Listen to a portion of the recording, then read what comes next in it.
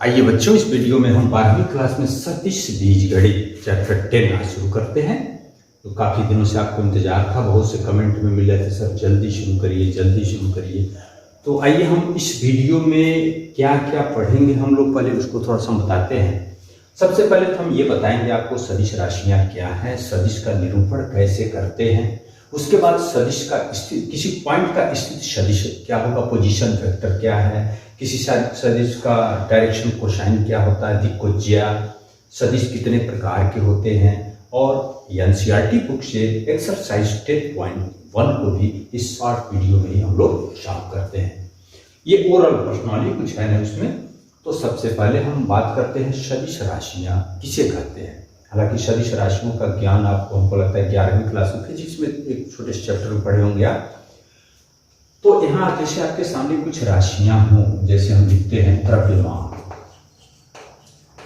द्रव्यमान एक राशि है, बल भी एक राशि है। द्रव्यमान को हम कैसे निरूपित करते हैं, उसको कैसे बोलते हैं। जैसे बोलते हैं किसी वस्तु का द्रव्यमान 10 kg है, मान लीजिए ऐसे बोल दिया।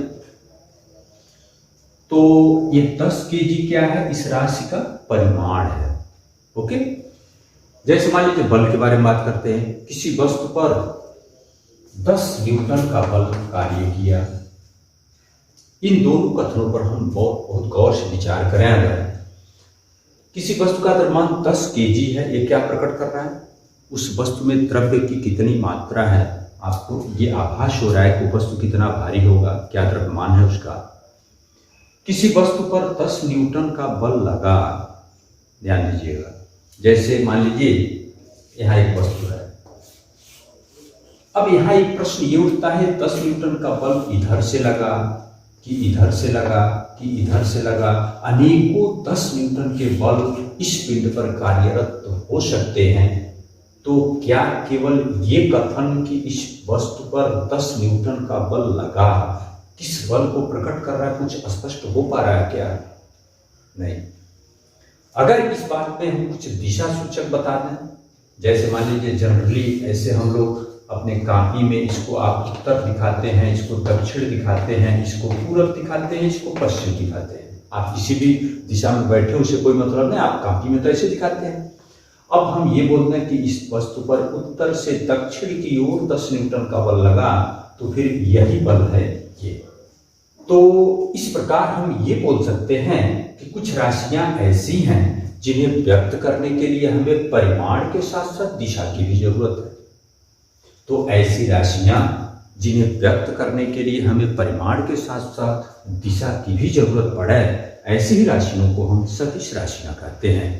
ऐसे बहुत से आप याद किए होंगे सदिश राशियों के प्रकार, बल, वेग, संवेग, त्वरण, आवेग, ये सब क्या है, सदिश राशियां हैं। द्रव्यमान, समय, ये सब क्या है, अदिश राशियां। इनको व्यक्त करने के लिए किसी भी प्रकार की दिशा की कोई जरूरत नहीं है।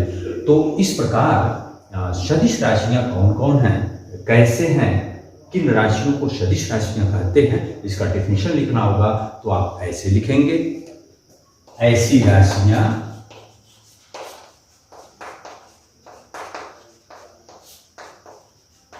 जिसमें परिमाण एवं दिशा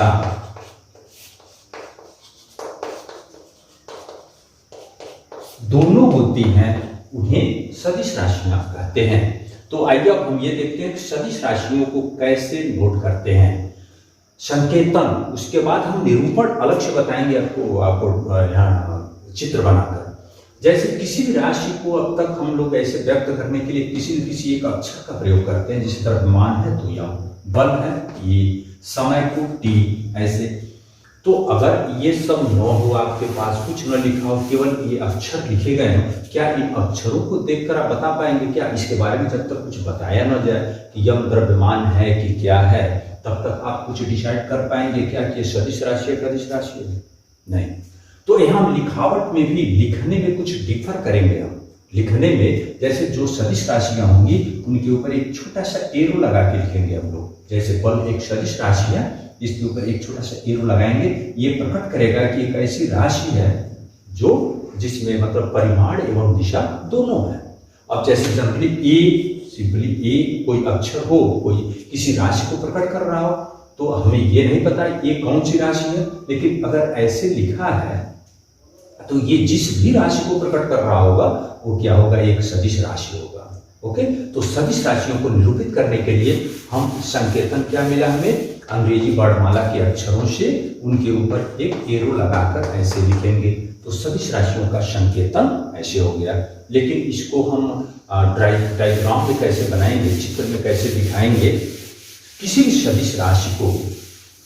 हाँ, इसके पहले एक बात और समझते हैं हम, ध्यान दीजिए, यहाँ जो कुछ भी फिगर होगा ये थोड़ा सा 3 डायमेंशनल फिगर होगा, थोड़ा सा आपको मानना पड़ेगा, इमेजिन करना पड़ेगा, क्योंकि हर 3D फिगर को हम बोर्ड पे बनाना थोड़ा सा मुश्किल काम होगा, थोड़ा सा ध्यान से बात समझना होगा। जैसे इस स्पेस की हम बात करते हैं, इस स्पेस में अनेकों रेखाएं आप खींच सकते हैं। ओके, जैसे मान लो यहाँ ऐसी रेखा खींच दी हम, तो इस रेखा, कोई भी एक रेखा जिसमें तीर का निशान लगा हो, इसे बोलते हैं दिष्ट रेखा। इसे क्या बोलते हैं, दिष्ट रेखा। ओके, अब इस रेखा का कोई एक खंड, एक टुकड़े की बात करते हैं, एक टुकड़ा हो इसमें, ओके, और इसमें दिष्ट रेखा खंड, इसे क्या बोलेंगे हम, दिष्ट रेखा खंड। तो किसी भी वेक्टर को हम एक दिष्ट रेखा खंड के द्वारा निरूपित करते हैं। इस रेखाखंड की लंबाई उस सदिश के परिमाण को निरूपित करेगा, और इसमें जो एरो की दिशा है वह दिशा उस सदिश के दिशा को प्रकट करेगा। जैसे अगर हम एक बल की ही बात करते हैं, एक बल किसी पिंड पर लगा है, ओके, ये दिशा हम सूचक बना ले रहे हैं, उत्तर दक्षिण, ये क्या है, पूरब, और ये है पश्चिम। ओके, तो अगर किसी पिंड पर एक बल 15 न्यूटन का बल अगर लगा हो, ऐसे बोलते हैं 15 न्यूटन का बल उत्तर पूरब दिशा में लगा है, उत्तर पूरब दिशा में लगा है, इसको हम कैसे प्रकट करेंगे, उत्तर पूरब दिशा ये दिशा होता है। अब इसमें, अब चूंकि 15 न्यूटन का बल हमें पैमाना मानना होगा, 15 सेंटीमीटर रेखा खींचना होगा, या पैमाना मान लेते हैं कि 1 सेंटीमीटर इक्वल 5 न्यूटन का बल, तो हम 5 न्यूटन, तो 5 या 15, 3 सेंटीमीटर लंबी रेखा उत्तर पूर्व दिशा में हम खींच देते हैं, तो ये जो दिष्ट रेखा खंड है वो इस बल को प्रकट कर रहा है। तो ये 15 न्यूटन, इसके साथ पढ़ेंगे, एक इस स्केल से मापते हैं, स्केल से 3 सेंटीमीटर में 5 या 15 न्यूटन का बल उत्तर पूर्व की दिशा में, तो ऐसे एक दिष्ट रेखा खंड जो होगा वो एक सदिश को निरूपित करेगा, और इस रेखा खंड की लंबाई क्या होगा, उस सदिश के परिमाण को निरूपित करेगा। अब ध्यान दीजिए बच्चों, किसी भी रेखाखंड की लंबाई कभी हम निगेटिव मापते हैं क्या, नहीं, इसलिए किसी भी सदिश का परिमाण कभी निगेटिव नहीं हो सकता है। जैसे हम बोले किसी सदिश का परिमाण -5 है, इसका कोई मीनिंग नहीं है, किसी भी सदिश का परिमाण सदैव पॉजिटिव होगा। ओके, तो ये तो सदिश राशियां क्या हैं, सदिश राशियों को हम कैसे निरूपित करेंगे, इसके बारे में हम समझे। अब हम बात करते हैं स्थित सदिश के बारे में। तो स्थित सदिश समझने के लिए हम समकोणीय त्रिविमीय ज्यामिति में समकोणिक निर्देशांक अक्षों को जब शो करते हैं, हम यहाँ 3 लाइन ऐसे सोचते हैं जो परपेंडिकुलर हो तीनों।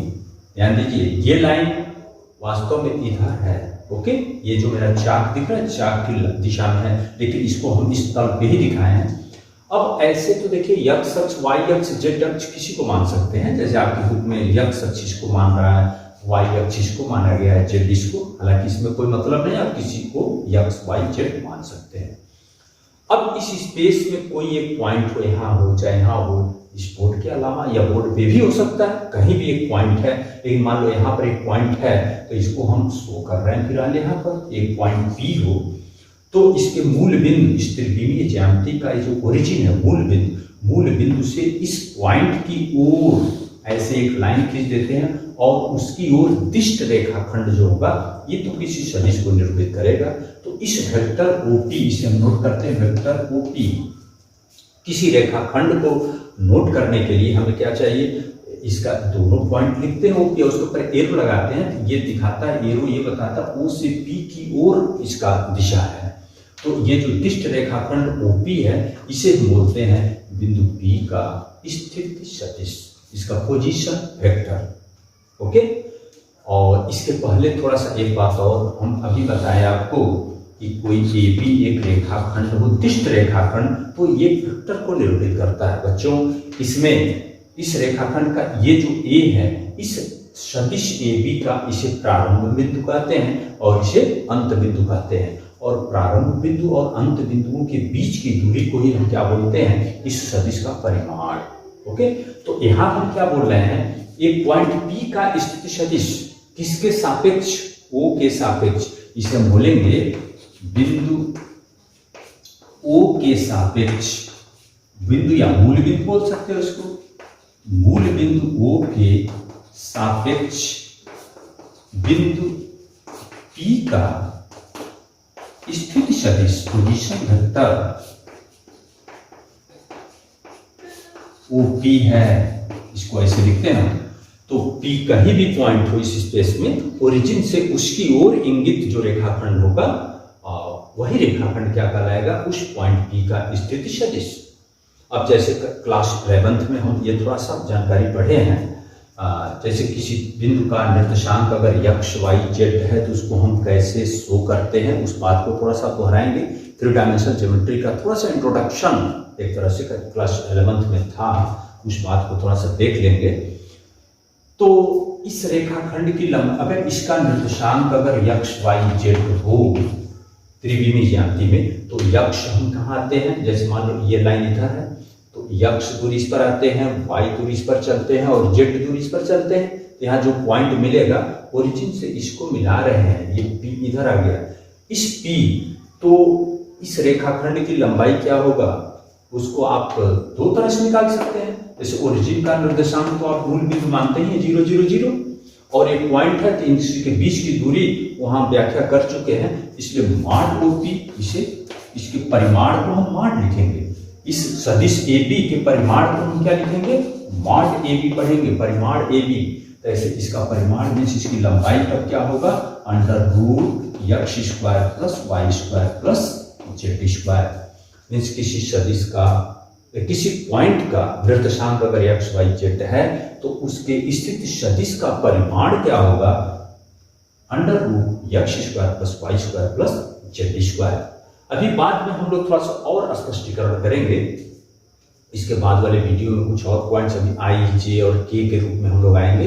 तो वहाँ अभी इसमें इस वीडियो में हम ये कंसेप्ट अभी आपको नहीं दे रहे हैं, i क्या है, j क्या है, k, अभी इसके बारे में डिस्कशन नहीं होगा, इसके नेक्स्ट वीडियो में इसकी बात करेंगे हम लोग। अभी इसको थोड़ा सा डिफिनीशन के तौर पर हम समझ रहे हैं। तो इसका मापांक होगा, मापांक हो या परिमाण हो √x² plus y² plus z²। वैसे आप स्थिति सदिश समझ चुके, सदिश राशियां हैं क्या, ये हैं। अब हम बात करते हैं इसके दिक्कुज्या, टॉपिक दिक्कुज्या क्या है उस पर चलते हैं। तो किसी सदिश का दिक्कुज्या क्या होगा, इसको लिए हम थोड़ा सा इस बात को इस फिगर में थोड़ा ध्यान से समझिएगा। थोड़ा त्रिविमीय फिगर है, 3 डायमेंशनल। एक पॉइंट P है जिसका निर्देशांक x y z है। देखिए ये x एक्सिस, ये y, ये z, ये x कहाँ है, इधर है, इधर। ओके, तो इसका निर्देशांक अगर x y z है तो हम x एक्सिस पर x दूरी चले होंगे, ये दूरी आपका x होगा। ओके, y एक्सिस ये दूरी यहाँ आया इधर, अब इधर से y अक्ष के अनुदिश चलेंगे तो ये दूरी क्या होगा आपका y, और ये z। तो इस तरह से इसका निर्देशांक x y z है। तो P का स्थिति सदिश पोजीशन वेक्टर O से P की ओर, ये P इस तल पे नहीं है, थोड़ा सा बाहर करके देखो, बाहर P यहाँ पर है। तो O से P को जब मिला रहे हैं, आप ध्यान दीजिएगा, थोड़ा सोचिए दिमाग में। OP ये x अक्ष से कोई न कोई एंगल तो बना रही होगी, सपोज दैट अल्फा। ये लाइन y एक्सिस से कोई न कोई कोण बना रहा होगा, बीटा, और ये लाइन z अक्ष के साथ कोई न कोई कोण एंगल बना रहा होगा, गामा। इन कोणों के cos alpha, cos beta, cos gamma को ही इस सदिश इसका ओपी का डायरेक्शन कोसाइन बोलते हैं। किसी सदिश का डायरेक्शन कोसाइन क्या हो गया, किसी सदिश का दिक्कुज्या क्या होगा, यदि कोई सदिश अक्षों के साथ जो कोण बनाती है, सपोज दैट अल्फा, बीटा और गामा, उन कोणों के कोसाइन, कॉस, ट्रिग्नोमेट्री में जाते हैं, कॉस को ही दिक्कुज्या कहते हैं। यानी किसी सदिश के दिक्कुज्या को प्रकट करना है तो हम 3 अंकों के रूप में प्रकट करेंगे, और बच्चों इसे हम क्रमशः यल, यम और यन से भी प्रकट करते हैं। ओके, अब यहाँ पर हमें ये विचार करना है, अगर पॉइंट P का निर्देशांक कोऑर्डिनेट x, y, z हो तो हम cos अल्फा को कैसे निकाल पाएंगे। अब थोड़ा सा 3 डायमेंशनल फिगर है, थोड़ा मुश्किल काम है। ये पॉइंट, ये लाइन इधर है, इधर। ओके, तो अगर ये P कहाँ है, P को भी आप ध्यान से देखिए। अगर इसको हम यहाँ से मिला दें, कहाँ से, इसका नाम ए रखते हैं, तो ये एक संपूर्ण त्रिभुज बनेगा। 90 डिग्री ये वाला होगा, ये 90 डिग्री होगा। इस यक्ष को हटाते हैं, ये यक्ष है। इसको थोड़ा सा ओरिजिनल फिगर में आइए तब पता चल पाएगा। तो इस OP की लंबाई क्या है, OP तो हम पहले ही बता चुके हैं। OP का मान √x² plus y² plus z² है, और इसे हम r, चलिए स्मॉल r से नोट कर लेते हैं, इसकी लंबाई को स्मॉल r से।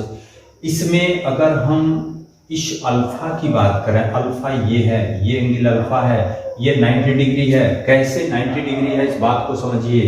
तो अगर ये 90 है तो इसके सामने ये कर्ण होगा, ये आधार होगा।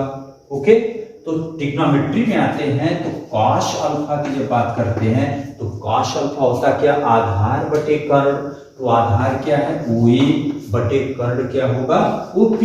तो OA को आप यक्ष लिख रहे हैं, OP को r मीन्स यही √x² प्लस y² मीन्स यक्ष बटे ये √x² plus y² plus z²।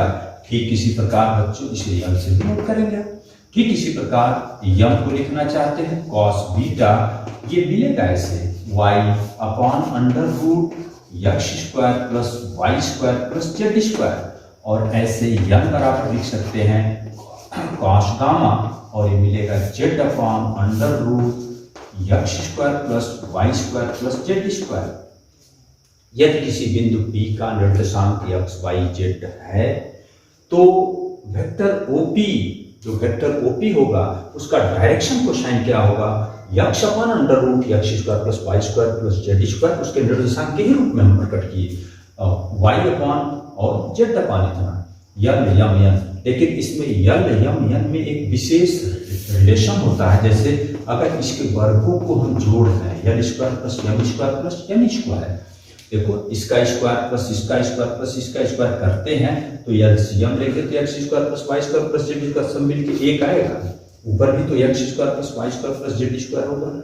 तो यहाँ से एक बहुत इंपॉर्टेंट रिजल्ट ये भी मिल रहा है, किसी भी सदिश के दिक्कोज्याओं के वर्गों का योगफल सदैव 1 होता है।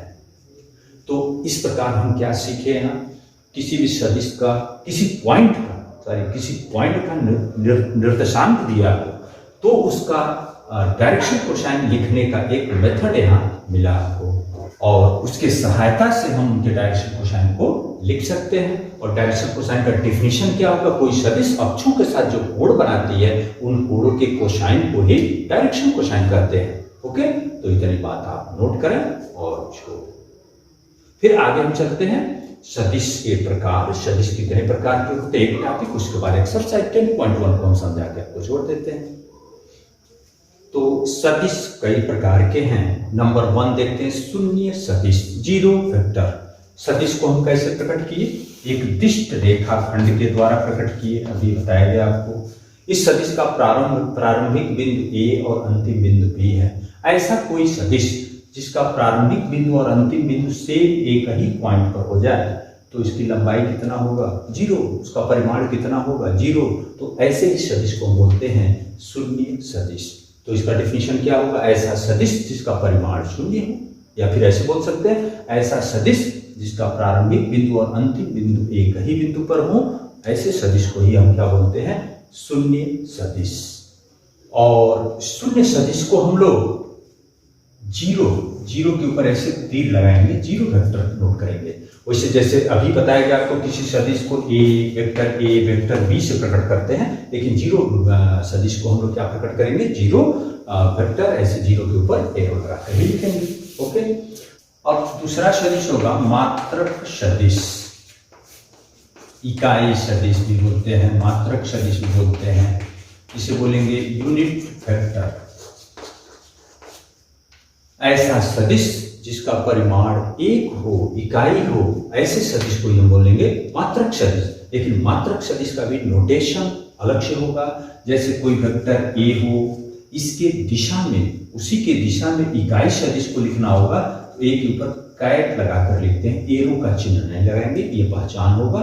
किसी भी सदिश के ऊपर ऐसे एरो लगा है तो उसका परिमाण, उसका मापांक क्या होगा, 1 होगा। ओके, तो किसी भी सदिश की दिशा में इकाई सदिश ज्ञात करना हो तो हमें उस वेक्टर में उसके परिमाण से भाग देकर हम एक कैट को निकाल सकते हैं।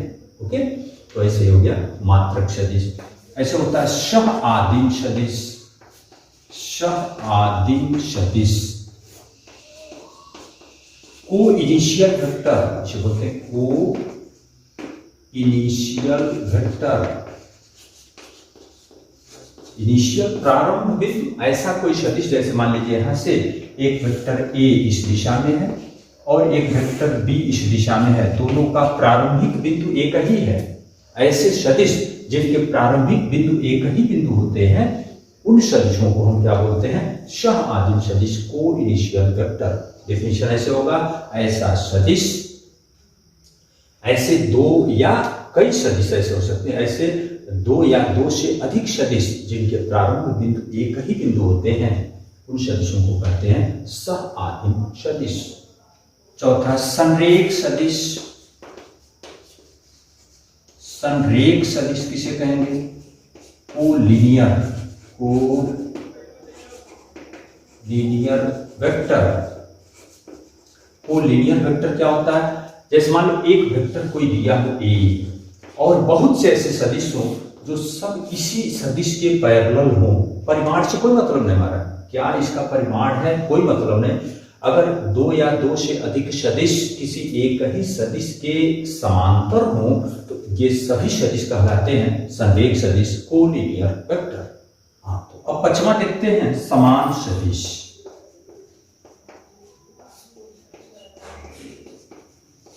Equal vectors.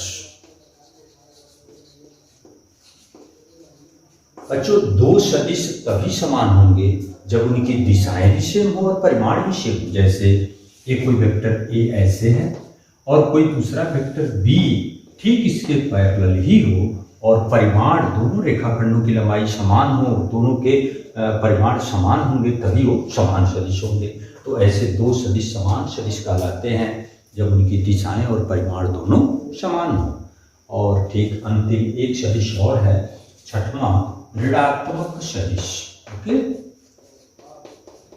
ऋणात्मक सदिश, negative of a vector, negative of a, किसी सदिश का ऋणात्मक सदिश क्या होगा। ध्यान दीजिए, कोई वेक्टर ए हो, एक दूसरा ऐसा वेक्टर हो जिसका परिमाण सेम होना चाहिए, इसका परिमाण सेम होना चाहिए लेकिन दिशा ठीक विपरीत होनी चाहिए। परिमाण समान होना आवश्यक है और इसे हम नोट करेंगे वेक्टर ए से।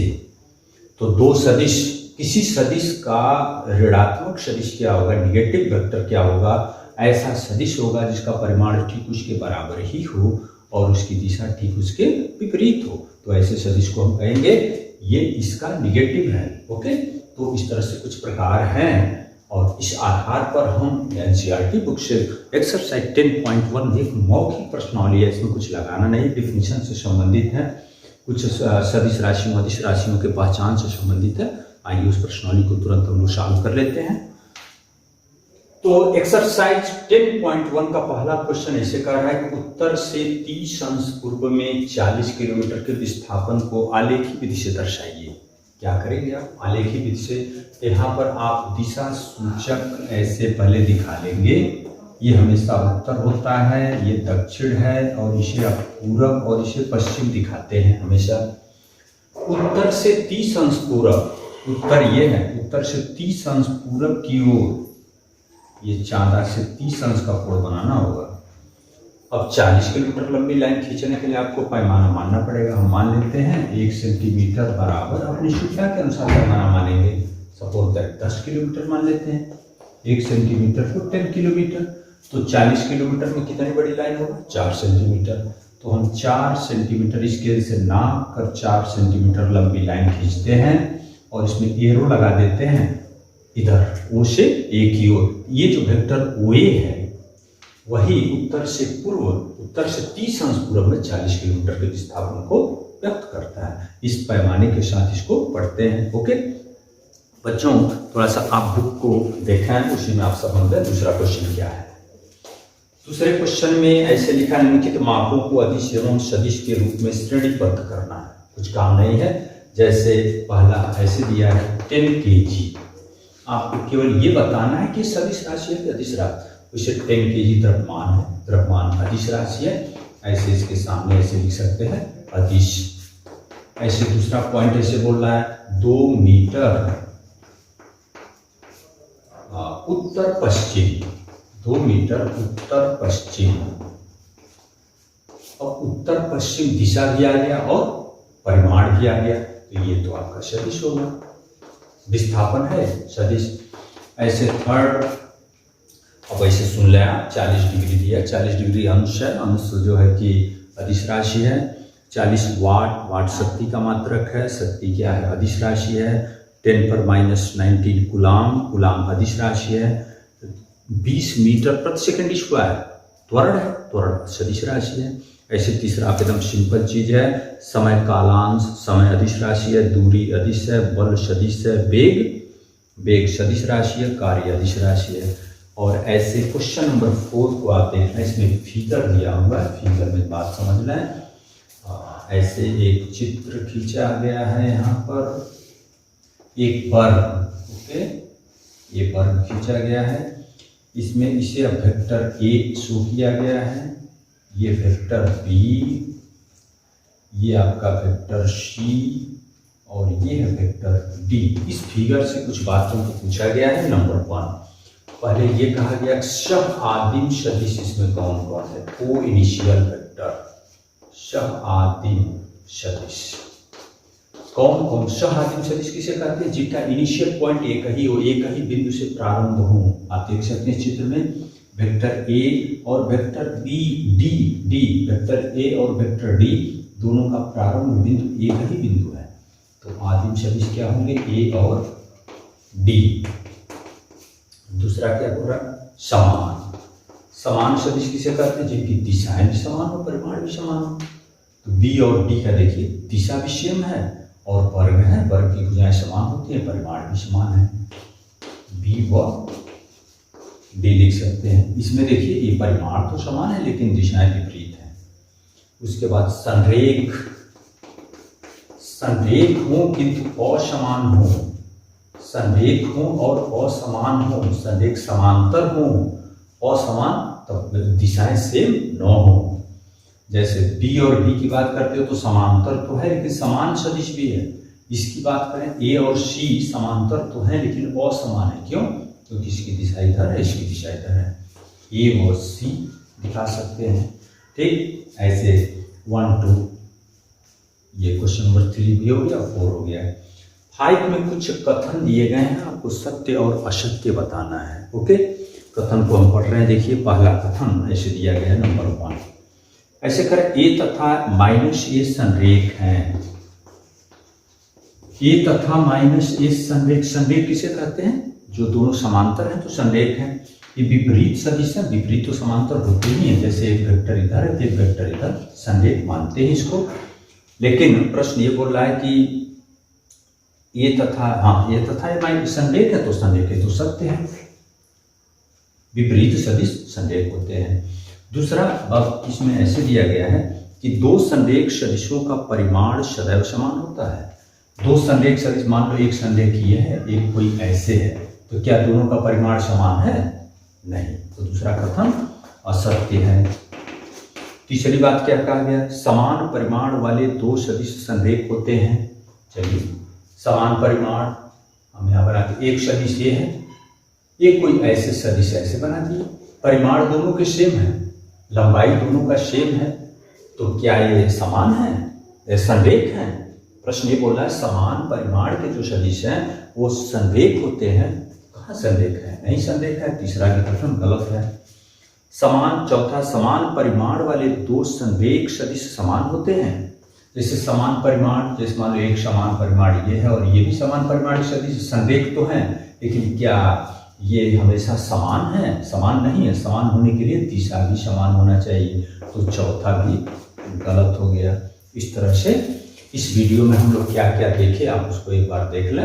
ये 10.1 कंप्लीट हुआ और इसके बाद हम एक वीडियो आपको देंगे इंट्रोडक्शन का। 10.2 का इंट्रोडक्शन का वीडियो अलग होगा और 10.2 एक्सरसाइज अलग से सॉल्व करते हैं। ओके, इतनी बातों को आप ध्यान से पढ़ लें। उसके बाद मेरा नेक्स्ट वीडियो जल्दी आ रहा है।